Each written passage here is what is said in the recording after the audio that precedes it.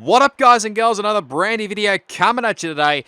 We are back, as you saw then, with another round of Redline Racing League RRL for the F2s. We're here for round number 7 here at the British Grand Prix. As you saw then, my qualifying lap wasn't ideal, let's be honest. I invalidated the lap time. I can't actually remember off the top of my head where, if my proper lap had been done right, instead of invalidating it, where it would have put me on the grid. But seeing as only 7 of us here, probably wouldn't have mattered too much. We set off for the formation lap from position 4. Okay, go through all the gears if you can. We need to make sure the engagement is okay before the start. We're going to want to put some temperature into the tyres and brakes. We need to keep the engine cool though, so don't go too high with the revs. Thank you, Jeff, as always. Now, obviously, like I said, it's only 7 of us here for this one as we go for another spin around here on the formation lap. So what I haven't learned from France, have I? Which, by the way, if you have not seen that video and the highlights video from Azerbaijan, then go check it out. Also, like I said, the links down below will be down below if you want to check out the Redline Racing League, their Twitter account and their website. All those links I probably didn't mention in the last video. I don't actually know, but if you want to go check out the leagues, there's plenty of leagues around on Redline Racing League, then go check out the links down below in the description. But as we just try and get back to our original slot on the grid, not that it matters too much because it's the formation lap anyway, but going into this one, I actually had a bit more practice, which is hard to believe. Yes, I know, but I actually put in a little bit more practice going into this one, and I was somewhat confident that it would have a decent result here. So let's see how we go. So here we go. We're all set for round 7 here at Britain. 5 red lights. Let's do it around Silverstone, and it's a decent-ish start off the line. Well, it was definitely better than what it was the last time out on the feature race. Yeah, remember, it is the feature race. I think it's the first one. Yes, it is. So, yes, I got that one right. It's BRL. Jared's already making the moves already up into position 4, so he's already gained a couple of spots, I think, off the line. As we're going side by side here with Exodona, nearly slam into the side, excuse me, of BRL Jared, but managing to get away with it, and we drop all the way back into position 6. But like I said, there's only 7 of us racing for this one. No threat of rain for the time. Obviously, it's a difficult time, let's put it that way, with where it's set in, like it's 2:30 p.m. in the afternoon, and obviously, a few guys probably be working. I think usual. There's a few guys that are signed up, but I think work is probably the issue for some of them. So hence why it probably is not ideal. As Exodona goes for a spin, and he's going to, I think, crash out actually out of the race. And the virtual safety car is being deployed. Now, it's interesting. You can see on the top there because it says any pit stop made under this will not count as the mandatory pit stop. So that's interesting. I did not know that, especially in the F2 cars there. So that is very interesting. Now, I was in the party chat with both the BWT Arden boys, or better known, the pink cars. I was in the party chat with both Dill and Exodona, so Dona was pretty much now the spotter for the rest of this race because he won't be able to take part until the sprint race, which is after this one. So, but anyway, you see, I think Jared's putting a bit of pressure on Alan Hugo as we go another track limits warning there. But Jared is the only one that's started on the soft compounded tyres. Everybody else has started on the harder compounded tyres because, from memory, there was talk of a bit of rain possibly later in the race. Now, knowing Codemasters, whether that does happen or not, we'll have to wait and see. So, but anyway, it's sort of feeling a bit more confident here as Jared in a little bit wide. Someone's definitely going very wide there off the road they're coming out of Chapel. I think it's Alan Hugo, I think. Yes, it is. So he's had a moment. He's now in the Campos car. So a lot of stuff has happened between, what was the last one? France and Great Britain. So Alan Hugo's now officially in the Campos cars. He has a little bit of lock up there. And Nick goes for, I think, a half a spin there, but manages to go get the spot back. I was thinking that was going to be an easy move for me. Slap down, thank you very much, but not the case. He managed to save it and get back going again as we now cut back on to lap 3 now. Hugo putting pressure already on Jared and does the switchback very nicely there. Whether he can get the drive out of the corner or not, we'll have to wait and see. I think these two are going to go side by side down the old pit straight here, down Woodcote and into Cops. Hugo should have the line here going in into Cops, and he does. But just manages to hang on for now. Jared will try doing the outside run going into Magnussen Beckett's, but I think pulls back in because I think, well, yeah, lap 3 obviously DRS gets enabled, so should be able to get away with that. So there's Jared trying to close in here as we get DRS ourselves off Jared, so thank you for that. As we're now trying to close in here. Leader at the moment, I think, is Derek Kidd. As Jared tries to go around the long way around here. It obviously won't be too long before he'll pit in for the soft top out of tyres as he goes for a little half spin as well. Nearly would have taken me out for sure, but thankfully managed to avoid all of that, and we now jump up into position 4. I think Jared's actually maybe come into the pit lane after that, so his soft tyres are pretty much gone, I think. So now we're up into position 4 in this race. We've been awarded a So we get our first time penalty of the race, so that's definitely not ideal, especially since I haven't learnt from the last round at France. As Jared has now left the session. I think he was having, from memory, potential issues with his wheel. I know for a fact, since he and I are back on speaking terms again, yes, if you didn't realise already, Jared and I sort of mended our ways a little bit. Whether that sticks around or not after this, who knows, but for the time being, we've mended our ways. Hopefully, you can stick that way for the rest of me knowing him, especially. But anyway, Alan Hugo's now got past Dill, I should say. Jared's now rejoined, so whatever the issue was with his wheel, actually, it must be something with his wheelbase. But Derek Kidd now comes into actually, he's the other one on the soft compound tyres. I completely forgot about that.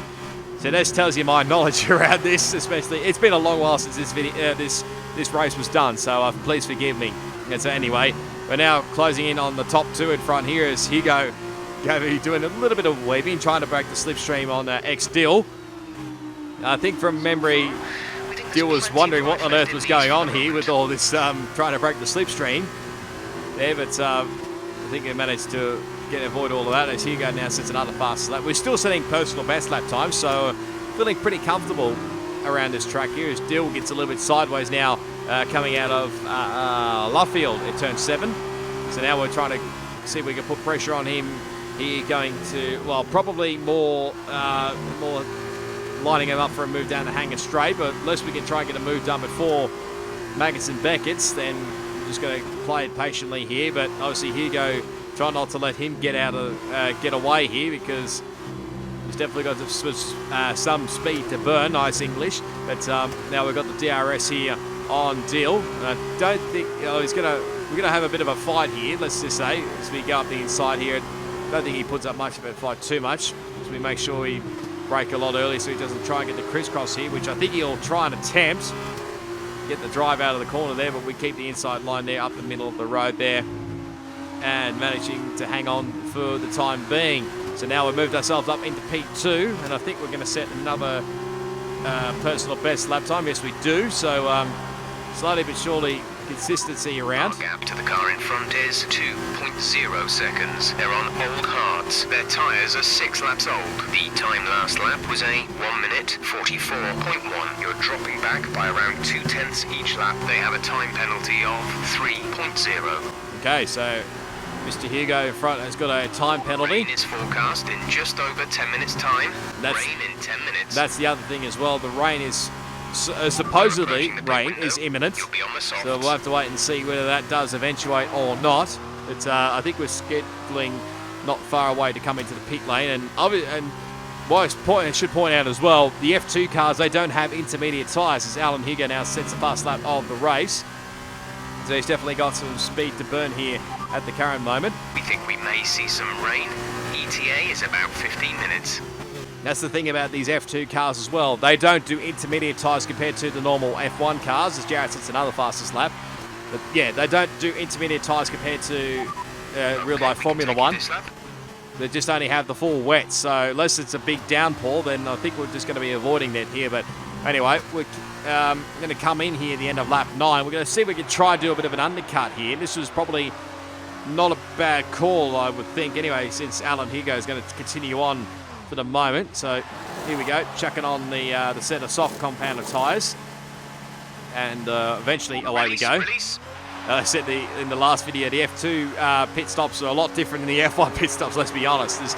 Dill says the fastest lap of the race, but he came in a lap or two ago, so might be a little bit of a struggle for him to maybe get to the end of the race, but Derek Hitt goes past, and obviously Dill just manages to get ahead of me for the time being, but I don't think it'll probably be for too long, considering on the much fresher rubber compared to me, and I think you should be good enough to take these tyres to the end of the race. We get the DRS here on the Wellington Straight. Have a little bit of put the nose up there just to say, hello, I'm here, even though both of us were in the same party chat, like I mentioned earlier, along with Donor. Trying to do the crisscross there, the over and under thing, move at the Luffield, but didn't obviously eventuate. So basically, we just waited my time, patient, going down the Hangar Straight here. I think we're going to try and get the move done here. We're going to take the much narrower line here up into into Stowe, which we just managed to do. Dill's going to try and do the crisscross here. And I think if we keep this line here, we should have the move down the inside here into into Vale, and we do. So we get ourselves up into position, or 3 for the moment at least, because obviously Derek Hitt's not far up the road here, so we get another track limits warning there for exceeding track limits. So I think if we get another one, we'll probably get another 3-second time penalty, which won't be ideal, considering I'm not exactly sure what it is with the penalty situation for Derek Hitt at the moment here. But we're sticking aboard here because, Jared, you saw there, it's the fastest lap of the race again. And we're sticking aboard here because this is my fastest lap of the race, which I usually show everybody just to see how it is, especially in the F2 cars. We go about not quite 0.3 of a second quicker in the first sector, now coming through Luffield.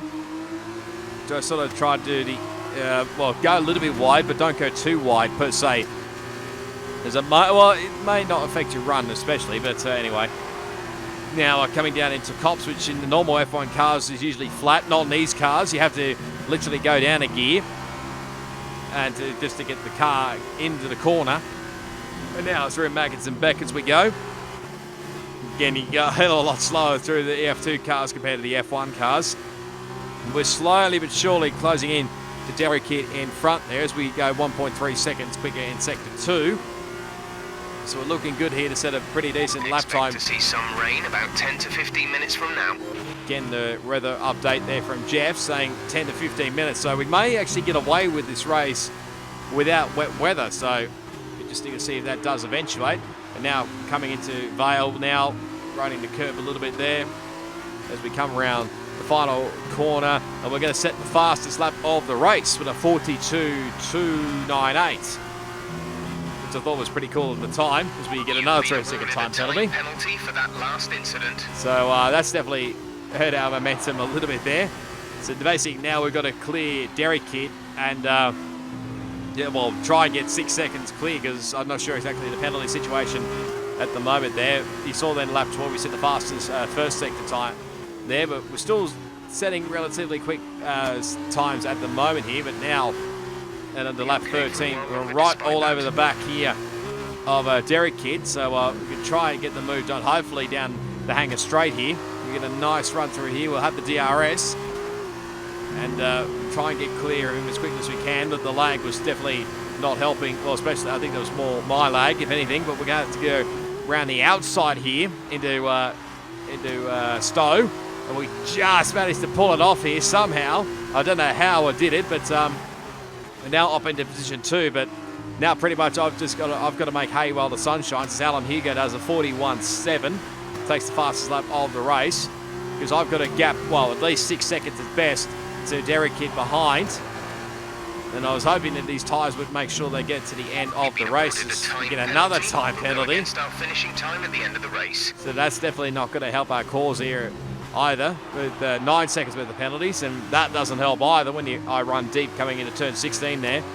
So I had a fairly decent-ish gap behind Derek Hitt at the time, but this is your final lap of the race. You have to wait and see. But at this rate, I'm going to be finishing in P3, because I think there's a big enough gap behind to the next car, which is one of the pink. I think it's Dill is in the next pink car there, I'm pretty sure here. But Have a look here what Jared does, considering he's way off the pace. I'm not exactly sure whether he's trying to cut the corner there or trying to take somebody out. I don't actually know, but we'll just move on from that one very quickly there. As we run wide coming through out of Chapel there, it ruins that run there and actually give Derek a little bit of front wing damage there. So sorry to big apologies to Derek about that one, but yeah, that was probably a little bit my fault because I had a terrible run. I ran wide just coming out of Chapel there, and obviously in the end Derek got front wing damage, but we're gonna manage to stay ahead of him for the end of this race as Alan Hugo takes the race victory. We're going to come across the line in P2, but it does drop us to P3 in the end there. But it was a fairly decent recovery drive, and actually forgot Jared actually finished up in P4 somehow, but even with a disconnect, left the lobby then rejoined. So yeah, anyway, not too bad overall there. So there's the podium, if I can get my words out in a second, but we'll have a quick look at the race results because it'll only just take a very short amount of time. So Alan Hugo takes the victory ahead of Derek Kitt and myself. BRL Jared gets the fastest lap of the race, then gets the extra points. Dill, Mitchie and Donut was the DNF. But getting into the sprint race, quite a contrast because it is now wet. But not fully heavy rain, but actually just wet, really. So just go change strategy and change strategies big time here. And there's talk of a little bit of a dry patch possibly later in the race. So a little dry up enough for later on. We're going to have to wait and see if we set off for the formation lap. Launch map is good, but we need to learn the gears, so go into each one when you can. We're going to need some work on the brakes, so put some energy into them and warm the tyres as well, please. As you can see, a lot's happening already on the formation lap. Dill's taken out Jared. Dona had a bit of a spin as well. So literally everything was happening at this race as we literally trying to get a feel for the conditions here. That you can't get on the power quite easily because you'll easily lose the back end. The radar's showing a clear patch on its way. There's about 10 more minutes of this rain. Getting a weather update from Jeff there. So he's saying there's a dry patch coming as we run very wide, take an interesting line through Cops. But sort of gets a little bit better here because they're taking an interesting line here through Maggotts and Beckett's. Again, it's only the formation lap, I should point that out. So, but Singer's only was the top 7. I think it's basically the top 7. It only gets reversed as we go for a spin, even before the computer takes control or whatever it is. It takes control of the car. But anyway, and watch for the lights. Now just waiting on everybody to line up. I think we've got everybody here. So yeah, basically Alan Hugo starting from the rear and we're starting P5. So here we go. It's here for the sprint race here in Britain. 5 red lights. Let's do it around Silverstone again, as I think Jared's maybe got a jump start there. Wouldn't be surprised he's got a drive through from that one, but he's gone already. He's getting a little bit sideways there. We lose a spot to Alan Hugo. Dill goes very wide off the track there, so literally he's already over the wet weather already as we take it nice and cautiously through here. I think Dona's now still in the race lead somehow.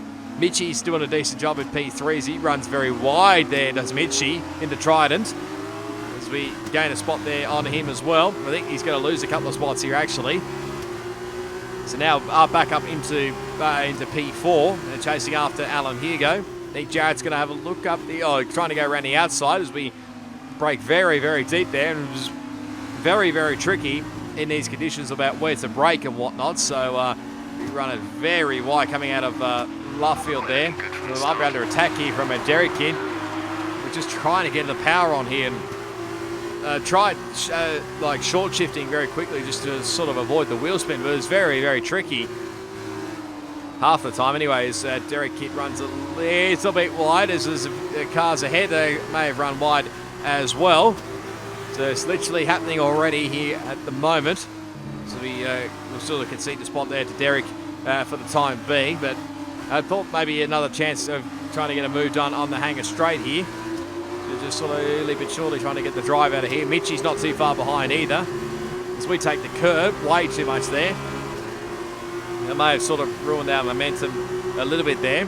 but we're not quite close enough. I had a little think about it, actually, up the inside there, as we're going to go side by side through here. I think these guys ahead are battling away as well. So somehow Jarrett's taking the lead ahead of Donor and Alan Hugo.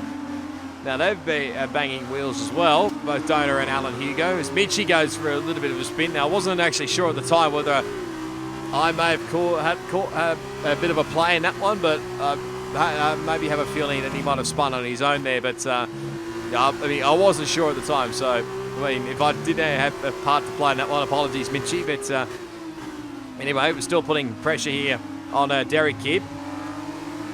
Just trying to get the run through here, but again, not quite close enough here. As Jarrett already obviously trying to build up a gap already, but he's got to serve, I think, a drive-through penalty for the jump start. It'll be, I think, Alan Hugo that'll take the race leaders. Never mind, as I say that, he's gone off the road there, so he's had a bit of a moment there. Has Alan, I don't know, it maybe just got on the power a little bit too much there or what, but yeah, he's lost. He's now back behind me in position 5. Is now Derek Kidd now gets past Exodona there for P2. Will be effectively P1 in this race once Jarrett comes in to serve his drive-through penalty, I would think. Sorry, his pit lane penalty. But now these two are going to go side by side, going into Maggins and Beckett. So I don't know. Donor pulls out of it in the end. But this battle, this is sort of bringing me into this battle as well. Obviously, Jarrett is starting to pull away, but this is definitely bringing me into this battle big time here. So we're slowly but surely trying to close in here. Somehow we set the fastest middle sector there. I don't know how. But now Dono's trying to go for a move here up into Stowe, I should say. Nearly said Cops, as we nearly run into the back there of Derek Kidd. It was going to be very awkward if we made contact there, but I ceded a position there to Alan Hugo. Obviously, with how wide I ended up being, but Dono, I think, has got the spot on Derek Kidd for the time being. How long, I don't actually know, but Jarrett is still going. Yeah, I think he's got 3 laps to serve his penalty, so this will be his final chance, I think, to before he gets disqualified, as we run a little bit wide coming through Brooklands there. We lost all that momentum to Alan Hugo's. Dono's now gone for a spin again, so I don't know what's actually happened there, whether he's got on the power too much or what, but anyway, we've now run wide coming through, that was Vale there, had to cut the corner a little bit, didn't give us a warning, so we managed to get away with that one there, but we'll jump back up into position 3, because Jarrett's now serving his pit lane penalty, as we now onto lap 4 now. Alan Hugo again, very wide, go through Cops. So there's a few guys being caught out in the wet weather, especially in these cars, because, like I said, these cars are a hell of a lot different compared to the F1 cars. The braking, you have to brake a hell of a lot more earlier. Back to dry shortly. You have to brake a hell of a lot more earlier than what you do in a normal F1 car. So too many tyre issues. They seem in good condition for the time being. It's going to lap 5, as I think Alan Hugo and Derek Kidd are battling away for the race lead. Look at these two, they're very, very close to each other now. I think Jarrett's now got back up into position 4 as we have a little bit of a moment and glance the wall. I think we've managed to get away without front wing damage there. As now Jarrett sets to 55.5. Just about time to come and change these tyres. See, getting word from Jeff now that it's probably about time to maybe change the tyres, but I was waiting for as long as I dare before I actually come into the pit lane, waiting to see if anybody else was going to take a bit of a gamble. It's only 11 laps, I know, but interesting to see whether anybody is going to take a gamble or not. But Alan Hugo gets the race lead back over Derek Kidd. I think he started to build up a bit of a rhythm there. Derek, I have no idea whether he was going there, but takes some interesting line. A 55.3 now for RRL Jarrett, who gets the fastest lap of the race. But this is lap 7 here of this race. It's turned out to be my fastest lap overall for the sprint race. So just nice and cautiously through turn 4. Just trying to avoid getting on the power as best I can. This is why I was doing the short shifting, like I said, because you can easily lose the back end here, and I was trying my best not to lose it, obviously, but just trying to get a bit of wet patches as well, because the weather did start to dry up as well. But you can see, I think the rain stopped overall, but just making sure I'm cooling the tyres down as best I can, as we're already about 3 3/4 tenths up on our previous lap, which is like a 57 something. No, sorry, it might be 50. I can't even work it out on my screen. It might be 58 or 59 or something that I might have set. But yeah, literally not quick there compared to any of the guys. Well, especially Jared behind, but maybe these guys as well. Now through Maggers and Beckers, just taking it nice and cautiously through here. Patiently took a bit too much curb probably through there than what I wanted. But now just slowly but surely just getting on the power there. It's now set up, go 7, no, 4, stable at the moment. Nearly 4.5 tenths. Currently expected. Nearly 4, and not quite 4.5 tenths quicker in our current best at the moment. Obviously getting a weather update as well, saying that conditions are staying dry for the moment. Not saying either that these tyres were still the best choice here or whether to get onto the dries, because I was going to take a punt about whether I was going to take on the dries or not, but we set a 57.098, so it might have been still in the 57s. I don't actually remember. It might have been still in the 57s. But anyway, on to lap 8. You can see he's still trying to find a bit of water just to sort of cool these tyres down, because wasn't exactly sure when whether the dry period was going to get there or not. But now they're starting to catch up to Derek here. Alan Hugo's started to pull away big time, so he's gotten used to it. Yellow flag's a bit further in the final corner. I think that's Mitchy. You know, we had a feeling that he might have tried to gamble on the slicks, so that might be the reason why he's pretty much on the front straight now as we speak. But just trying to get the drive here. But Jared already had the much better drive coming out of the corner, and I think he's going to make the move up the inside here, possibly. Not bad straight line speed, but up the inside he goes. Might try for 2 in 1 here, and actually does get 2 in 1, does Jared. So he's moved up from pretty much from 4th place to 2nd place. As now we're battling away now with Derek Kidd for the final podium position. A little bit of contact between us there. We're just giving each other enough room there as well. But we managed to get the time being as Derek goes for a half spin and managed to actually go the right way there. But I think Derek's managed to avoid going for a full-on spin there. That was pretty lucky. I wasn't actually sure which way to go. Understood. Stopping this lap. We're boxing this lap. Okay, it could be a risk with the circuit this greasy, but we think the slick might now be the quicker tyre. If you think you can keep it on the road, let's consider swapping over.